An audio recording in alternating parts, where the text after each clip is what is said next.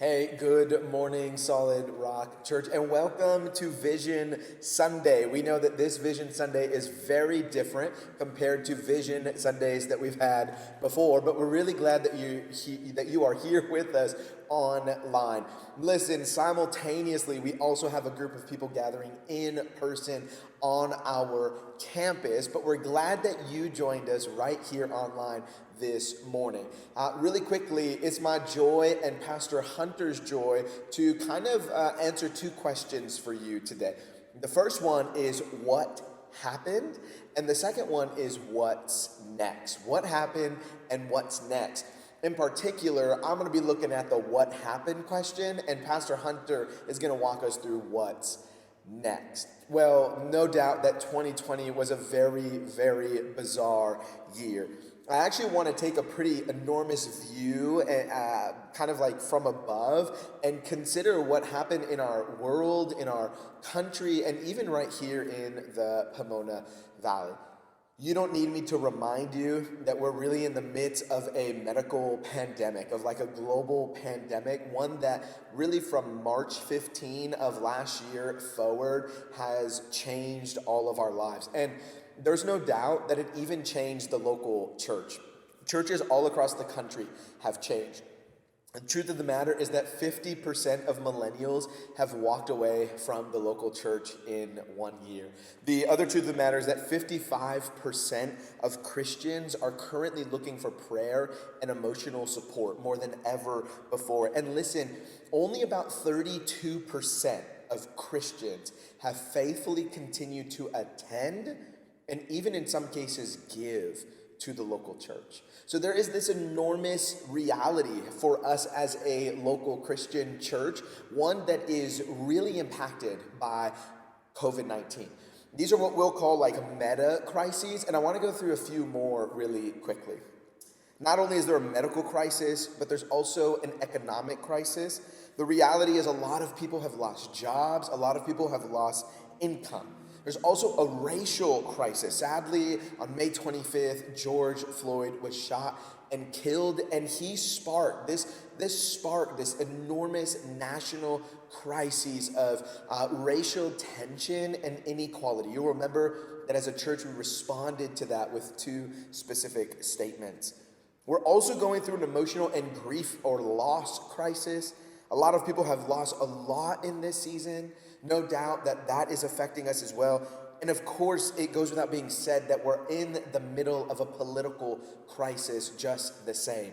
No matter what your political affiliation is, the truth is a lot of us are coming to grips with the reality that we have too much hope in politics, that oftentimes we idolize political parties and their ideology, and we're even realizing that the hope we thought existed in peaceful politics is all but gone. You could see that both in this past Sunday and I think in the events in the latter half of last year. So listen, Solid Rock Church, the truth is last year was a year riddled with meta crises, with these sort of 30,000 foot view crises all across our country, all across our world, and even right here in the Pomona Valley. But at the same time that those things were happening, somehow Solid Rock Church, God's church, even all across the world, continued to thrive and live, honestly, in a very beautiful way. If it's okay, I actually want to share some pretty exciting statistics. We always take a moment to look back as a local church, and I just want to share some of these things with you and hopefully celebrate some of them with you. The first one is that you'll remember in March of last year, we had the joy, even in this very room, of baptizing Jacob. We celebrate the baptism that happened last year. In years past, no doubt we've had more than one, but this year we had one, and that matters. So we are celebrating that we had one baptism in 2020. We also want to celebrate income. This was the first year at Solid Rock Church that we actually ended the year with a deficit. It was about $11,000 deficit. A lot of reasons for that, no doubt. But we're celebrating that we had more income this year than ever before. We saw $278,000 in generous contribution through members of Solid Rock Church last year. And that doesn't include gifts, grants, and donations from other entities and organizations outside of our own. We had about $289 in expenses. And I just want to say that these numbers are not audited. We don't have final numbers yet. We won't for probably another month or two. But we're still celebrating that, Solid Rock Church. In line with money, we also want to celebrate that in about halfway through the year, we launched the For the People Fund, where we actually had the joy of giving away $35,000 to local individuals and families in need. This is more money than we've ever given away in a single year before. Not just that, but we continue to be generous to local church plants. We actually saw $8,000 given to local church plants. Unbelievable movement. And along the lines of money and real property, we also had the joy of inheriting an incredible property right here in the city of Claremont called 1364 North Town Avenue. This is a multi-million-dollar property that God just sort of dropped in our lap and that we now are trying to process how to steward well. No doubt it was an incredible year, and not just that, but this year we also launched the Justice Center. While families were in of economic, financial, and medical crises, while families didn't know where their next meal was going to come from or how their bills were going to be paid, not only did we meet them by giving to them financially and directly, but we partnered with Saved by Grace, and our justice team mobilized dozens and dozens and dozens over the course of the last half of the year, dozens and dozens and dozens of volunteers to give away almost 450,000 pounds of food. And that's not including all of the diapers that were given away. That's not including all of the medical supplies that were given away. That's not including all of the other non-food related things that we gave away last year. So was 2020 hard? Yes. And I even have to talk about some other hard things that happened. But we celebrate the fact that God moved mightily as you were generous, as we continue to live on mission. God moved mightily. I mean, I think of all of the stories of y'all getting to know your neighbors better, of y'all starting businesses and attracting new business owners. Like, I think of those stories that happened last year. And by all means, and as much as I mourn last year, I also celebrate last year. I also celebrate. I got some notes here with me. And if it's okay, I actually want to read this quote. Now, this quote in particular, at least for me, it resounds this year. When I was in grade school, I read A Tale of Two Cities by Charles Dickens. And if you've ever read that book, then you know that the beginning paragraph of that book is one sentence. And as a matter of fact, it's one of the longest literary sentences in a book ever published. That line goes like this. It was the best of times. It was the worst of times. It was the age of wisdom. It was the age of foolishness. It was the epoch of belief. It was the epoch of incredulity. It was the season of light. It was the season of darkness. It was the spring of hope. It was the winter of despair. We had everything before us. We had nothing before us. We were all going to direct to heaven. We were all going direct the other way. In short, the period was so far like the present period that some of its noisiest authorities insisted on its being received for good or for evil in the superlative degree of comparison only. In this story, Charles Dickens tells of a young family during and before the French Revolution.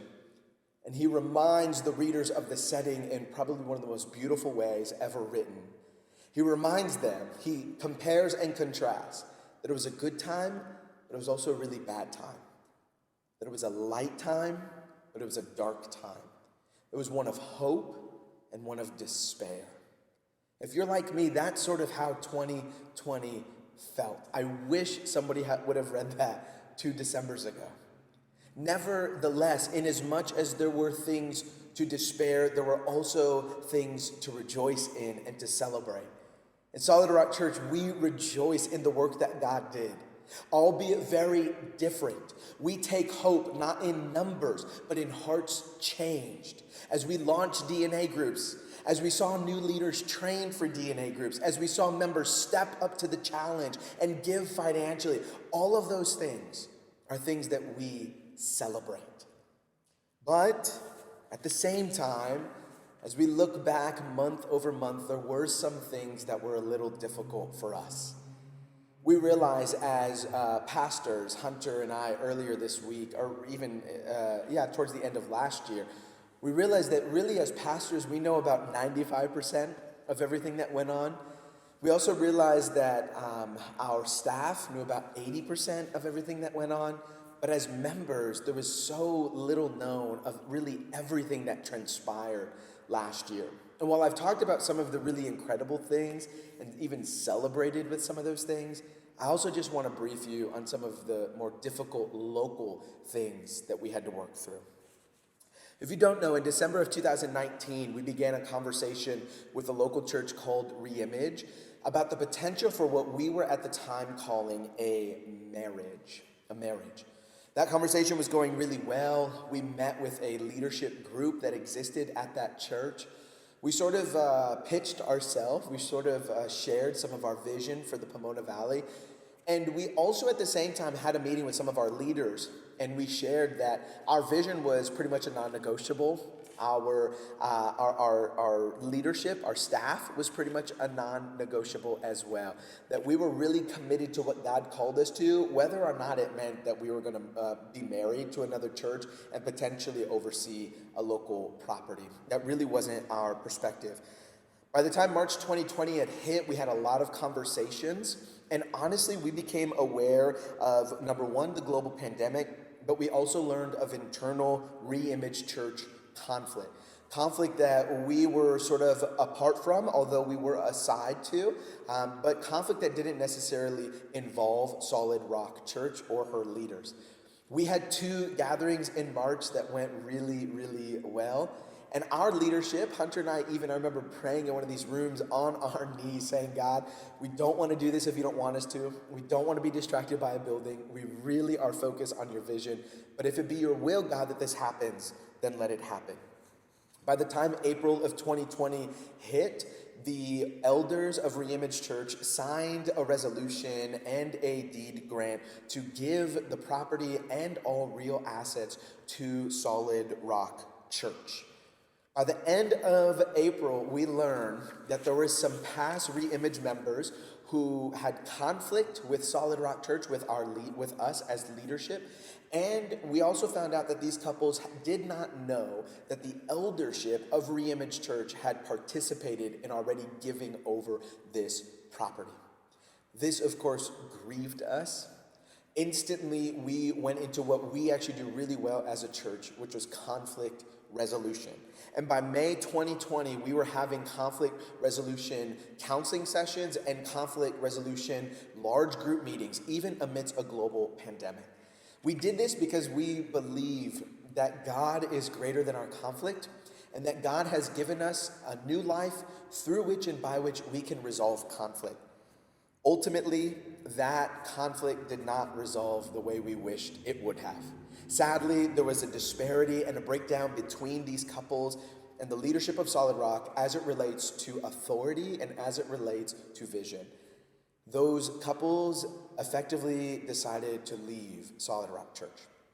At the same time, one elder of Solid Rock Church also decided to leave. That was in May of 2020.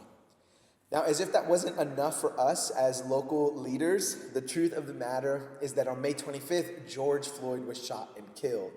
And just a week after that, America would really be in chaos. I mean, our major cities would really be in chaos as both rioting but also protesting would take place. Sadly, during that time, as the racial tensions would continue to escalate, we also found out that another Reimage elder would resign.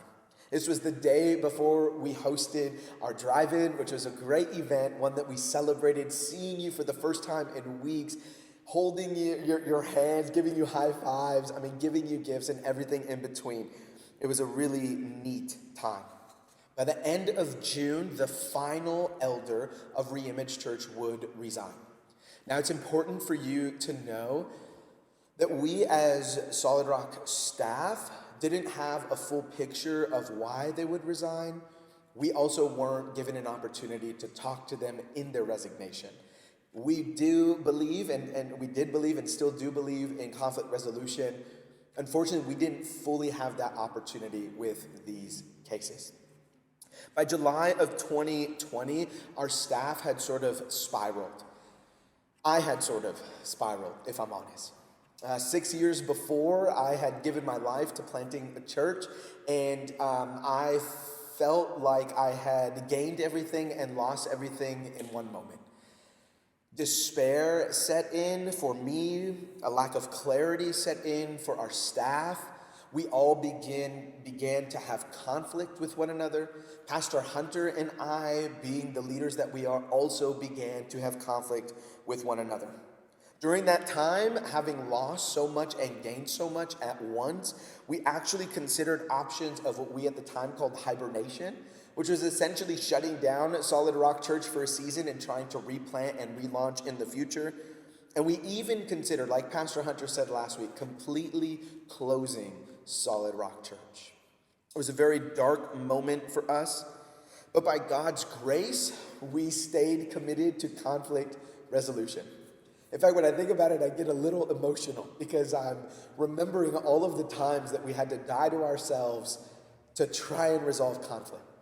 Pastor Hunter and I specifically met with our board of elders, Micah, Carter, and Joseph Bootleg.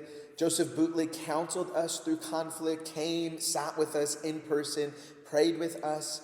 Dr. Micah Carter did the exact same thing, and ultimately Hunter and I found ourselves in weekly, ongoing counseling to help resolve conflict and create better and healthier habits as we led and even as we loved one another well. By the time August of 2021 happened, about midway through, we found ourselves with a little more clarity.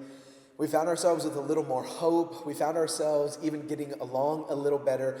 And I kind of feel like that's when things began to change. Our staff had resolve. We hosted movie nights here on campus. Pastor Hunter launched DNA groups, which was an incredible move. We began distributing tens of thousands of pounds of food through our Justice Center in Upland. It really was an enormous turn. And by the time September of 2020 hit, we found ourselves in a room as a staff, aligned, resolved conflict. We found ourselves thinking of new values, new vision, and new strategy for 2021.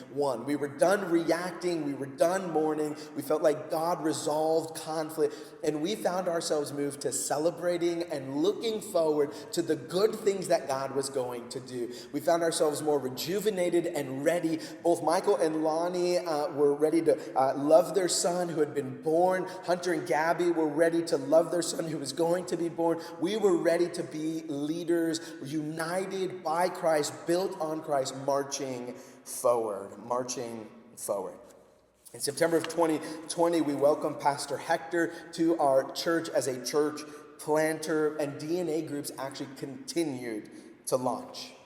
October, November, and December happened, and we kind of were in a little bit of a holding pattern as a local church.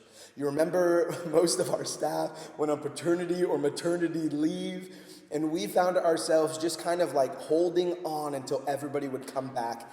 And listen, everybody is back right now. Everybody's back.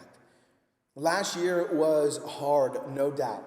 But as I look back at last year and as I look at all of the conflict, this is like half of it, y'all. As I look at the conflict and the trouble and everything that went down, I thank God that He brought us through that moment. I thank God that He brought us through the desert. I thank God that we weren't bitter enough to not want to keep going in the desert, trusting God. And I thank God for you as members who are still with us and who are still committed to seeing it in the Pomona Valley as it is in heaven, Solid Rock Church, because that is what it's all about, and that is what we're continuing to push ourselves forward towards. So I just have this to say in closing before Pastor Hunter transitions in to talk to us about the hope of the future. I just have this to say.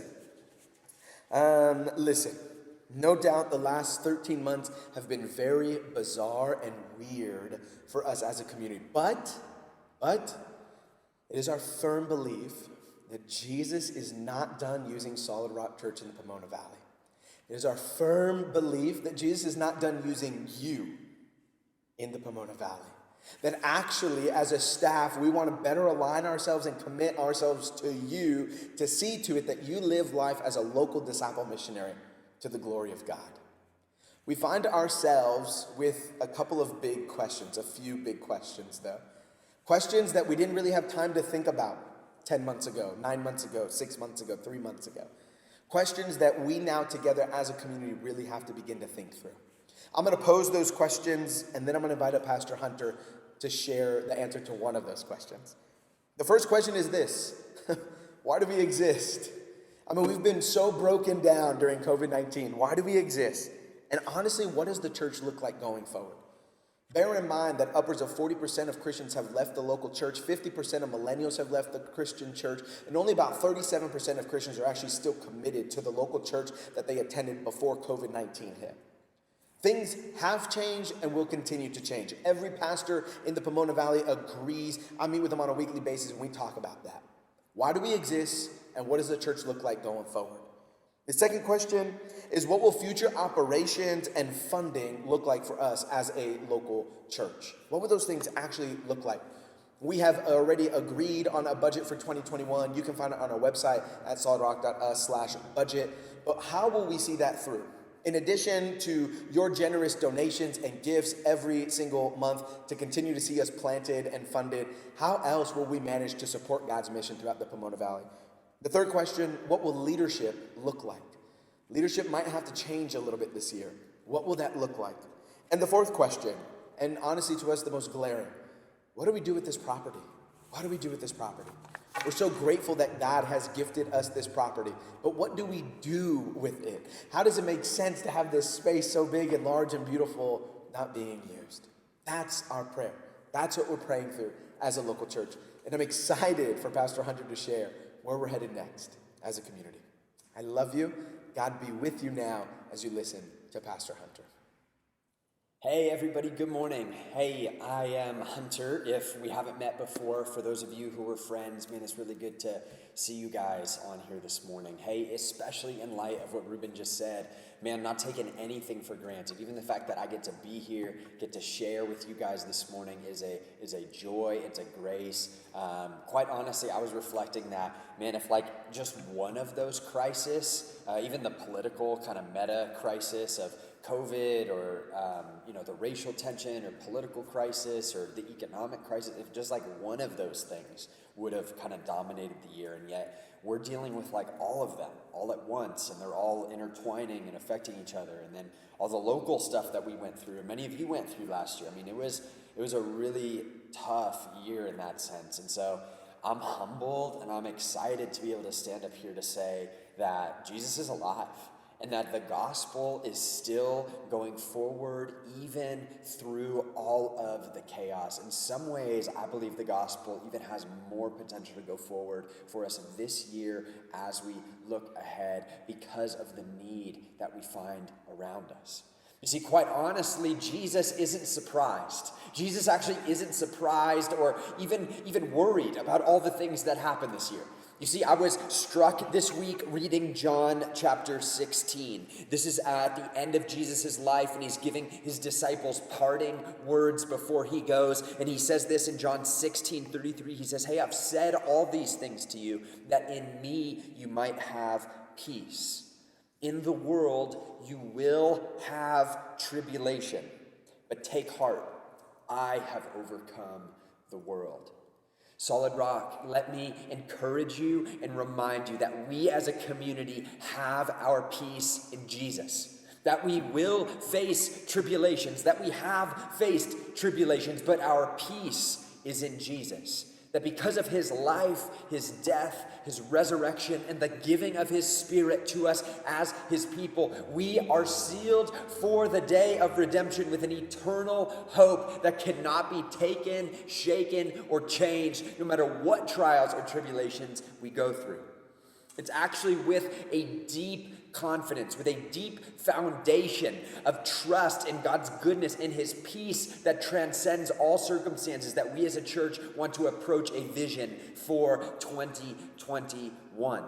You see, our hope as a church is not to play defense. It's not to cower in fear. It's not to try to hold on and just barely survive. Instead, we want to see the gospel go forward.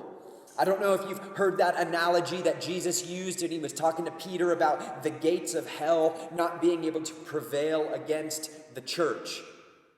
Oftentimes when I've heard that analogy, I've heard it kind of this like we're under attack, right, as Christians, right? Like the church is strong, that the gates of hell won't prevail against the church. I don't know if that's how you've heard it, but that's how I've heard it. Well, the problem is that's not the right use of the analogy. You see, because what is a gate? What does a gate do? Gates actually keep things out. Gates keep things out. And it's in the context of Jesus sending and telling the disciples that they're going to go out. And so what he's actually saying is he's saying, hey, you're going to go out into a broken, messed up world. That's actually where Satan, the prince of darkness, is ruling kind of over all this. But listen, the gates cannot keep you out. No matter what's happening, I have overcome them. I have overcome the world.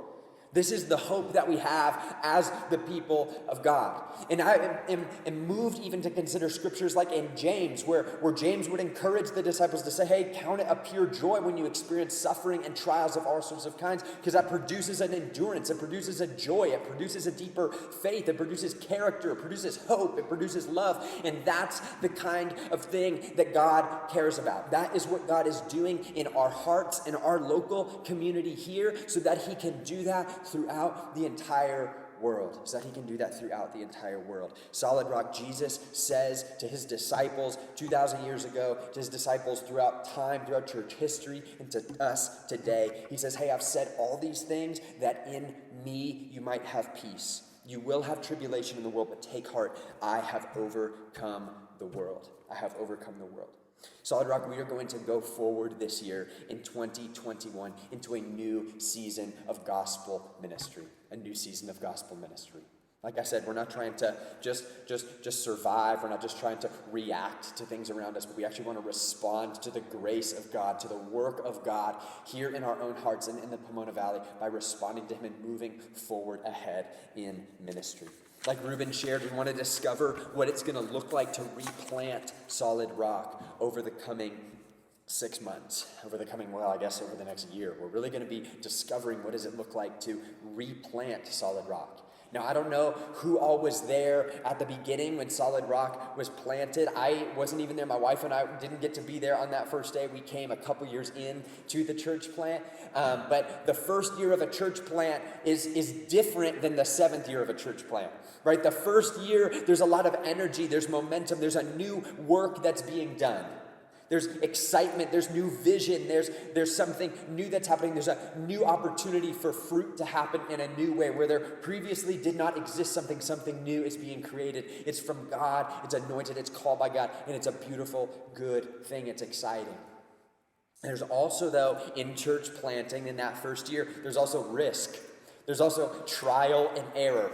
There's also conflict. There's also some challenges. There's also even spiritual kind of barriers and other barriers that exist to try to prevent that new work from being done. And so what I want to encourage you and invite you into seeing and being on this journey with us as we talk about vision for this next year is what does it look like for you to be on this replanting church plant team?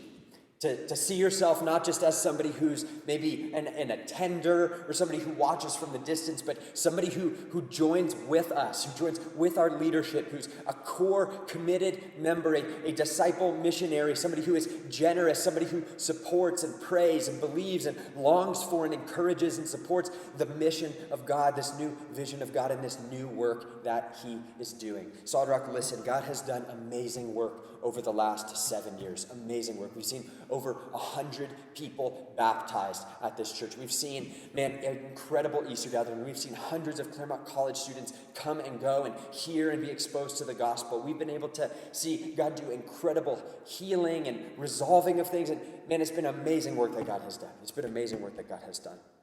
But listen, God wants to take that.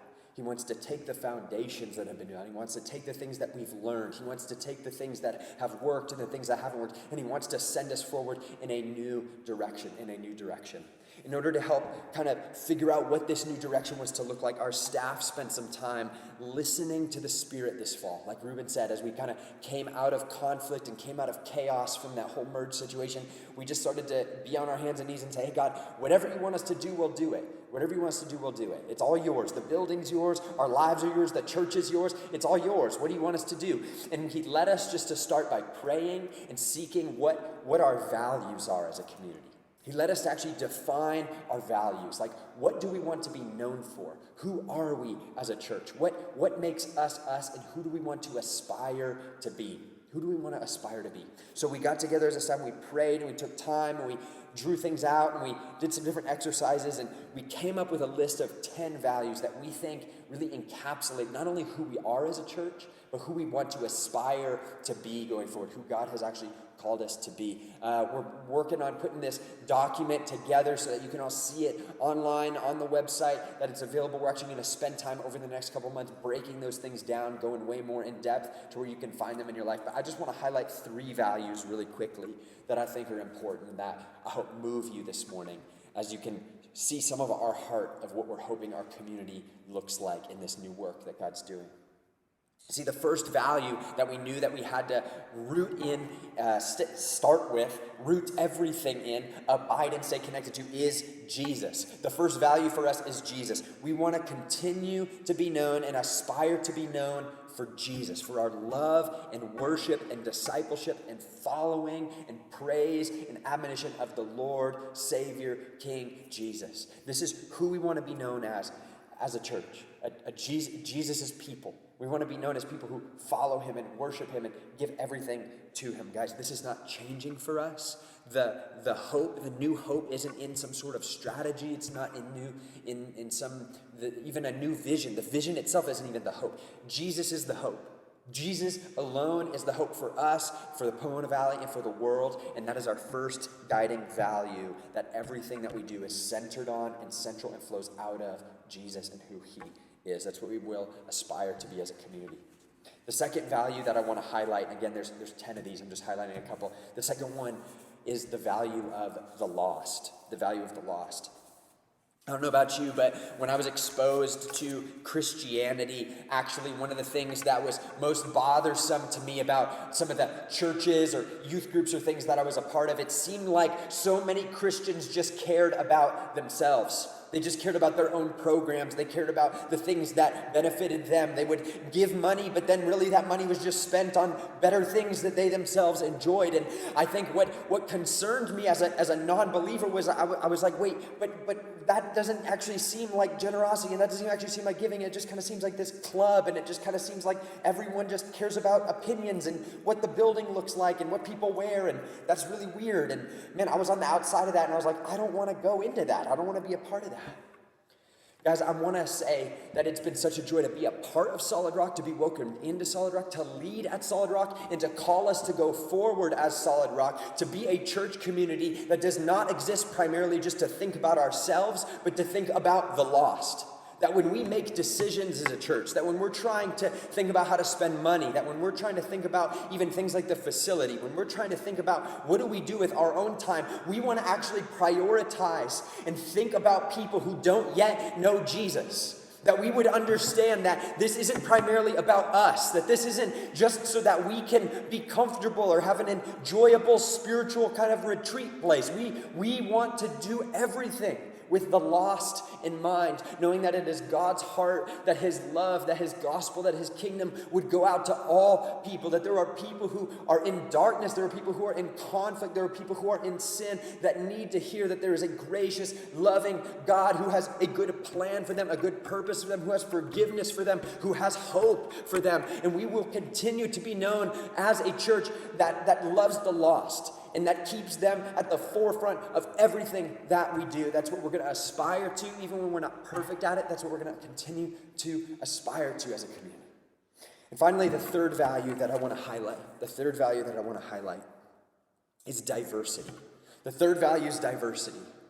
I think my favorite and most humble part of being a part of our community is the genuine diversity. It's one of those words right now that everyone kind of wants to use and throw around and point to, like, look how diverse things are. It's a positive thing right now, but the reality is that it's actually God who himself has called and unified and reconciled all of the world, all people, all ages, all races, men and women, the young and old, all classes of people, the rich and the poor, all different backgrounds of ideologies and places and struggles and challenges. God has brought all people together to worship Jesus. And right here in the Pomona Valley, in a very local way, we get to embody that as a community.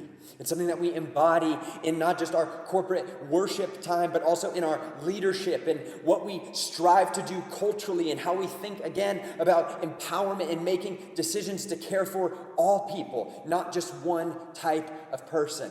Because we know that all of us were created in the image of God. All of us were created to reflect his glory and his beauty. And as we come together as a diverse community, again, of all races, of all classes, of all ages, of all ideological backgrounds, of all struggle, wherever we're coming at our community from, Jesus unites us and he actually sends us forward together, unified in him. Unified in him. Solid Rock, we will continue to pursue diversity, to continue to reflect the goodness and the glory of God in all that we do, in all that we are. I know I just touched on a few of these values. Like I said, we're going to spend more time over the next couple months going deeper into those values and highlighting why they're so important and why we aspire as a community to do those, because they're biblical, they're ancient, but also they're relevant in a way that is needed as we approach a new season and a new work of ministry,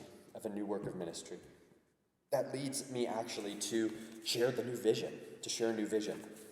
For those of you that have been around Solid Rock, we know you probably, I don't know, sometimes I think we say it too much, but I don't think that's true. But we would say we exist to make disciples and train leaders and plant churches. We would say that is our vision, that is what we exist to do, and by God's grace, we have been able to do that over the last 7 years. We've seen people become disciples of Jesus. We've seen leaders actually come and be empowered both from the outside, and God has raised up within our community. We've seen actually churches planted, and we're even excited to celebrate a couple of those that are happening officially this very year. And so we're very excited to say, hey, that God has done that in many ways, that vision of what we saw and what we wanted to participate in as a community in a lot of ways has happened. And it's something that's worth celebrating. It's something that we're going to continue to do. It's something that won't be fulfilled or won't be complete until Jesus returns. So we'll continue to go that way. But what we've sensed God leading us into for 2021 is a refined, is a new vision.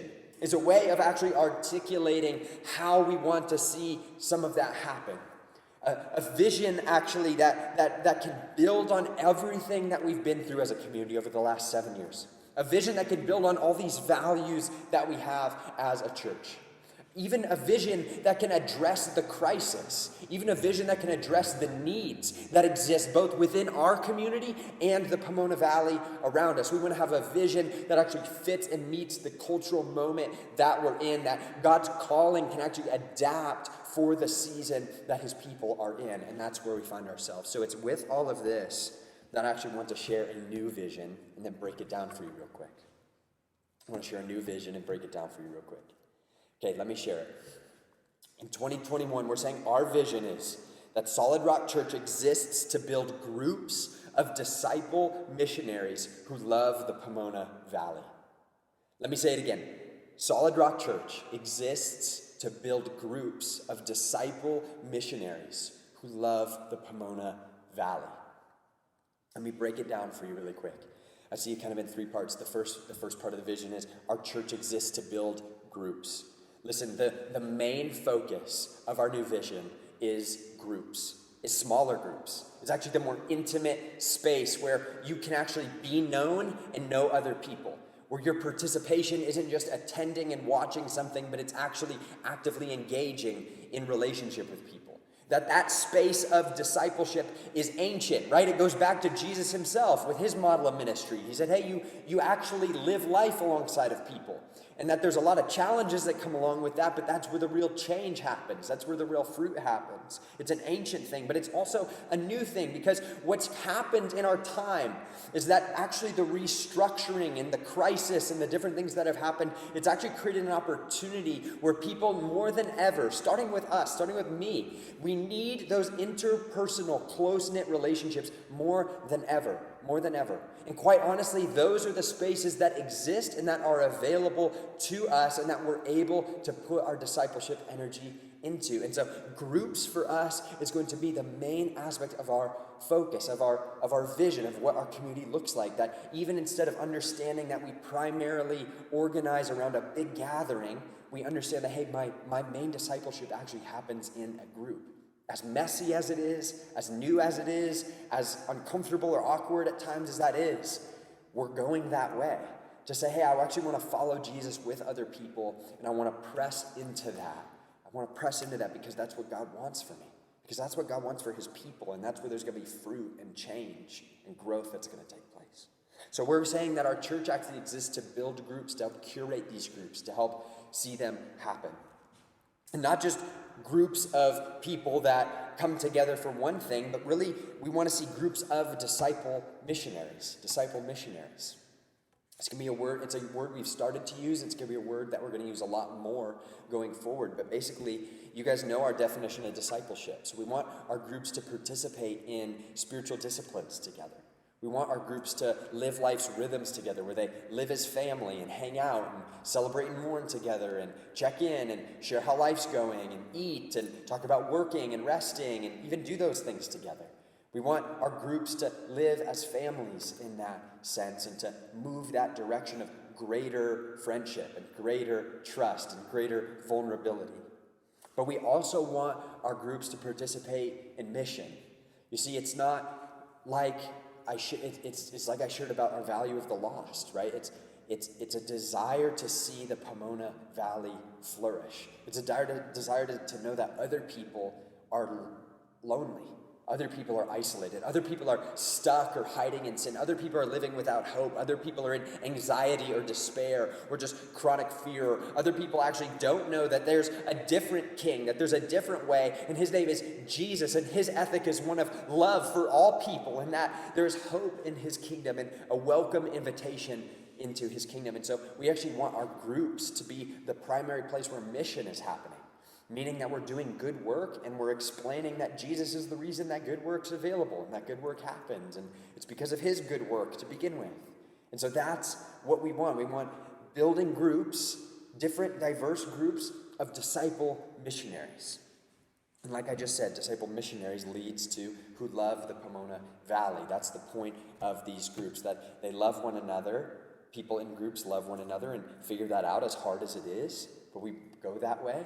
But then we also love the Pomona Valley, both the people and its systems. And we do everything that we can to pray for and work towards the flourishing, the shalom, and the justice of the Pomona Valley. And that's what we're going to be committed to as a community. So our vision, Solid Rock, is to build groups of disciple missionaries who love the Pomona Valley. I mean, if you can just envision with me for a minute what it could look like at the end of the year, to see dozens of diverse small groups of people who at once were awkward and had online weird interactions where they tried to get to know each other and hang out or read the Bible or not read the Bible or check in. But by the end of the year, there's actually dozens of people, right, who have actually learned to be real friends, who have actually worked through some of that awkwardness, who have actually made the relationships a priority, who have actually been vulnerable and confessed sin and explained to one another that they're forgiven because of Jesus and his work. That there's groups where people are actually in prayer together, where it's not just like the prayer list, but people actually sit and hear from God together and pray and intercede on behalf of one another. That there's groups of people that actually want to pool some resources together to give money away to somebody in need. That there's groups of people who volunteer together. That there's groups of people that want to launch a justice project initiative that they feel God calling them to do. That there's groups of people actually that just do fun things and invite other people into that space who are incredibly lonely and don't have any community.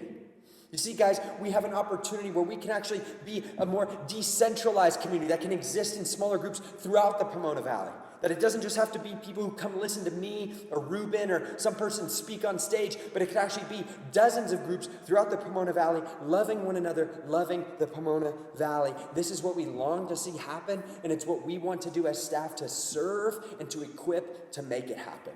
It's going to be our job and our delight to do everything we can to help you get there. It's a journey, it's a process. We don't just snap our fingers and it appears. Instead, we work toward it. We take one step after another to learn how to do this well. And we as leaders are committed to walking with you and helping you every step of the way, just as we ourselves are learning about this. This is our vision, Solid Rock Church, to build groups of disciple missionaries who love the Pomona Valley. Solid Rock, listen, not only do I believe that this is good for your soul, but I believe that there are people that this is going to be good news for. That come COVID ending, whenever it does, that come in a time when we're able to actually re-engage with different people and be out in public and socializing again, that there will come a time where people are longing for the gospel. And we will have spaces, we will have groups to be able to go to people and also welcome people into places where they can meet Jesus, where they can meet friends, where they can actually learn to discover the role and calling that they themselves will play in God's kingdom. And I cannot wait to see God do that work through us as his church this year, through his church this year. It's a lot that I just said. It's a lot to process, and we're committed to processing it with you over the coming weeks and months. Like I said, we're replanting Solid Rock Church. That's a process. It's not just a one-time event. It's a new way of life that we're stepping into, and we are excited to walk with you through it. Let me break down and transition now just into some 4 practical kind of next steps of what this looks like even over the next couple months for us. I want to invite you to consider 4 communal rhythms that we're going to do as a community to start this year. We don't know what this is going to necessarily look like come 3 months from now, 6 months from now, 9 months from now.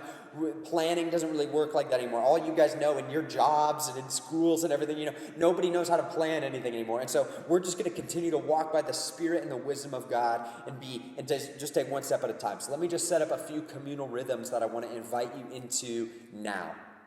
The first one is groups, like I just said. If you're not in a group, we have DNA groups going on right now. We have 10 DNA groups currently, and an opportunity to start another couple. And just so you know, DNA groups are open to where if you're burdened, if you want to start a group that focuses on learning about God and the gospel, where you want to have good intentional friendships with people, and where you want to actually commit to accountability and living out faith, then you can start a DNA group, even with family members or friends or the few people that you're quarantining with or the couple people that you connect with, even online or locally. We want to actually help you do that. We want to help give you a few resources and thoughts around how to do that. Now, I just want to say there's a number of you that most of you actually are participating in DNA groups, and that's amazing. I want to encourage you to press into them, Listen, there's a fun thing that happens for maybe the first few weeks of meeting somebody and hanging out, but after you've been there for a few months, things can start to get hard, things can start to get awkward, there could be some conflict, there could be personalities not meshing, schedules could get busy, things could go wrong, things could go right. Whatever it is, there's a lot of reasons to eject. There's a lot of reasons to pull away from community, and it's my burden that I want to share with you, just to invite you to stay in the process, to lean into those relationships, to stay present where you are, and where there's issues, where there's burdens, I want to invite you to actually lean into those. Instead of just complaining or instead of being frustrated, I wonder if you could actually see those as opportunities for deeper friendship. If you could see those as opportunities to maybe have a real honest conversation. If you could see those opportunities maybe for even conflict resolution, or if you could see those as opportunities for you to actually be empowered and speak up as a leader of something that God is saying to you. So I actually want to challenge you that if you're in a DNA group and you've been a part of one and there's any sort of challenge there, I want to encourage you to lean into that and even get help in that process. But I just know that God has good things for you if you go that way, And like I said, if you're not a part of a group, reach out to me or just go on our website and click that button. I'd love to help you process getting connected to one of our existing groups or even helping start a new one with you. So that's the first communal rhythm I want to invite you into. We're going to be doing these for the next few months, and man, it's really going to be the main thing. Like almost everything else that we're doing and talking about kind of expects and even it expects that you're in a DNA group, because it's going to really be for that and assume that context for you. So I want to encourage you to do that and even help you do that and get there. Okay, the second communal rhythm is going to be trainings. We're right now re-envisioning what our Sunday morning times can look like online. If you've noticed over the last month or so, we've transitioned to where it's a little bit more interactive, it's a little bit more reflective, and we want to go more that direction actually, to where we're actually helping you break down and process and integrate teaching from Scripture, and then even specifically for us, our values and our vision into your life, into your discipleship, and into your DNA group, into the relationships that God's called you to have. And so we're actually really going to focus on using that platform and that opportunity to help train and equip you to be a group of disciple missionaries who love the Pomona Valley. We want to actually get into the nuts and bolts of that, explain what that looks like, and help you walk and live that out. And so I want to encourage you and invite you to join us online on Sundays for those trainings. And that it's going to actually be a beautiful opportunity for you to grow in your identity as a disciple missionary. Okay, the third communal rhythm I want to invite you into over this next season is justice. The reality is that there's tremendous need still among our community, that there is tremendous need for justice initiatives to be started and launched, and funding around things like food, around things like mobile showers, around things like a community garden. There's multiple justice projects that are even just about to get started, and I want to invite you to be aware of those and to come volunteer and to come participate and to also give generously financially, because there are people in need. Justice is dear to God's heart. It is core to who He is, and it's core to who we are as His people. And so I want to encourage you to press all the more into doing justice in this season, into being generous in this season. If you want to talk more about that, again, go to our website, reach out to me, connect you with Juliana, connect you with Hector. There's a lot of great people to help even spur you on, or connect you with different partners, or all sorts of ideas. But I want to invite you into that rhythm that we're practicing as a community of justice. Okay, and finally, the fourth rhythm that we're going to be practicing, really for what we're planning on is at least the next 3 months, if not the next 6 months, we're planning on doing once a month in-person gatherings. We want these gatherings to be times where we can celebrate the gospel of Jesus, where we can encourage one another as fellow disciple missionaries, as fellow even groups of disciple missionaries who are loving the Pomona Valley. We want to be able to come together, encourage one another. We want to be able to sing together. We want to be reminded even of Jesus in the sacrament of communion together. And so I just want to encourage you to join us at these once a month gatherings for those of you who are able. I want to invite you into that rhythm that we're going to be living out for the next several months with once a month gatherings. Finally, and this is the last thing, and then we'll close this morning. I want to invite you to pray with us and fast with us this week. We have a really unique opportunity. One of the big questions that Ruben shared about is, what are we supposed to do with this facility, right? We prayed, we needed a space to go, and man, God brought us here, and Ruben told that story, and man, it's amazing. But we've been really burdened, even over these last couple weeks, about, God, this place is empty. God, what are we supposed to do? What do you want us to do with this building? What does it look like now? What does it look like long term? We've been approached by different people to even have different types of partnerships or different opportunities of what the property could become or where we could be. There's a lot that we're trying to process and pray through. And I want you to be doing that with us. We have some potential big decisions to make around those things. And I just want to invite you this week to be praying and fasting with us about and listening and even asking God what we as a church are supposed to do regarding the facility. We're going to do it this way. At least this is my recommendation. If you want to do more than this, that's great. But my recommendation is that this week we're actually going to fast as a community where we don't eat lunch from Yeah, from Monday through up until our next gathering, where we won't eat lunch. If you're medically able, if you're able to do that. And in lieu of eating lunch, right, when Ruben taught about fasting a couple months ago, we know that when we fast, it's not like a diet fad. It's actually an opportunity that draws us closer to God. It actually shows us that we have this need, we have this hunger, we actually have this space in us, this need to be satisfied that only God can satisfy. And so it puts us in this posture of dependence. It does all sorts of things. There's lots of aspects of fasting. But for us, what I want you to focus on is just praying and listening to God and sharing the burdens that you have, but also listening and asking, God, what are we supposed to do with this facility as a community? And then would you please share that with us? Would you please text us, email us, reach out to us this week as you do that? We're really excited. We're really hopeful. Facility used to be something that was kind of exhausting and a burden. Now it's actually really beautiful and wonderful and exciting about how God wants to use that as part of this new vision. We think it's going to be very different than maybe how church strategies and structures used to look. But we want to be creative. We want to see the building or facility or whatever that means really be used for God's kingdom in this new vision. So I want to invite you and ask you, even plead with you to be praying with us this week. Solid Rock, I've said a lot to process, but we're going on the journey together. I'm excited to do this together. There's something that's built even friendship-wise and community-wise as you go on a journey together, and I'm really thankful and grateful for each one of you who's on this journey with us. Whether it's been a long time since we've been able to connect because of COVID and we've been digital, or we've been able to stay in touch a little bit more, regardless, just know that this was a bizarre last year. It's not definitive, though, of our relationship and even our identity as a church, as a people. That we are going to come back together stronger. We are going to be groups of disciple missionaries who love the Pomona Valley. And it's going to be beautiful. It's going to be hard, but it's going to be beautiful. It's going to be good. And I'm excited to be on that journey with you all.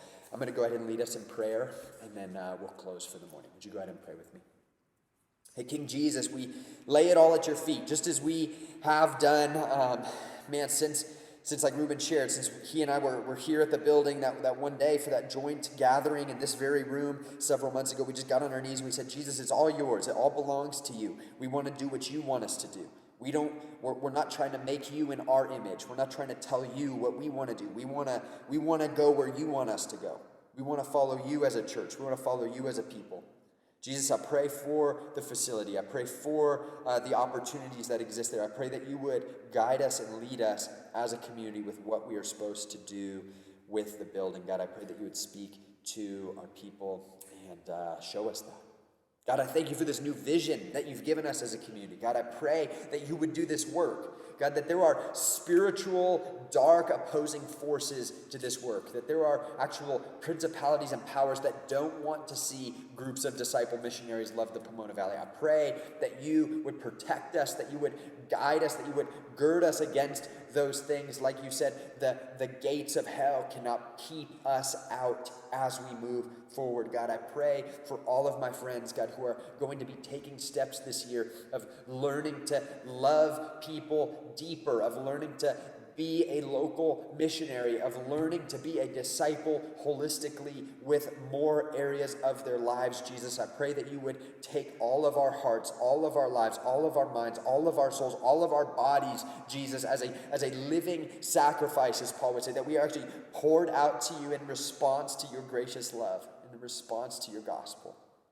Jesus, it's not about what we can do, it's what you've done for us, and man, we're just so grateful. Like it's the least we can do to actually respond with our lives, with everything that we have. And so I pray that you would be with us and fill us with your spirit, fill us with your presence, fill us with your power and your joy and even your peace, as you promised your earliest disciples and even us today, that you would fill us with a peace that transcends whatever trial, whatever tribulation we may encounter this year.